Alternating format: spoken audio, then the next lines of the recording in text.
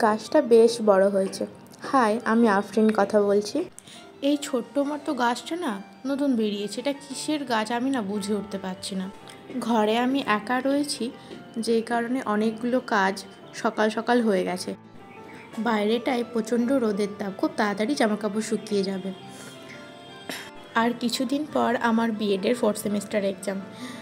অল্প অল্প করে পড়াশোনা শুরু করেছি, কিন্তু প্র্যাকটিকামের প্রচুর চাপ রয়েছে। লিখতে শুরু করে দিয়েছি। ঘরে আমরা দুটো মানুষ, তার মধ্যে আজকে আবার একজন নেই, আমি একা। সেই জন্য আজকে আর একদম ভালো লাগছে না রান্না করতে, মানে নিজের জন্য। তো আমি ছোলার ডাল ভিজিয়েছিলাম রান্না করব বলে, তো সেটা আর করতে ইচ্ছে হলো না। ভাবলাম একটু মিষ্টি কিছু বানিয়ে নিই, তো সেটাই বানালাম। আলু মাখা আর ভাতে, আর তার সঙ্গে একটু ঘি। এ তো মানে অমৃতর থেকে কোনো অংশে কম নয়। আমি এখনই কেটে নিলাম, কিন্তু খুব একটা শক্ত হয়নি এখন। বাইরে যা রোদের তাপ, সমস্ত জামা কাপড় শুকিয়ে গেছে। ভাঁজ করে নিচ্ছি, কদিন পরে আবার বাড়ি যাব, তাই একটু একটু করে এখন থেকে গুছিয়ে রেখে দিচ্ছি।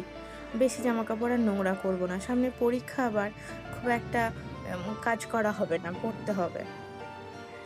রাত্রে বানিয়েছিলাম রুটি, চালের গুঁড়োর রুটি। আমি খুব একটা ভালো বানাতে পারিনি, তবে আমি খেয়েছি। চালের গুঁড়ো অনেকেই খুব ভালো বানায়। আমার শাশুড়ি মার চালের গুঁড়ো যে রুটিটা বানায়, দারুণ বানায়।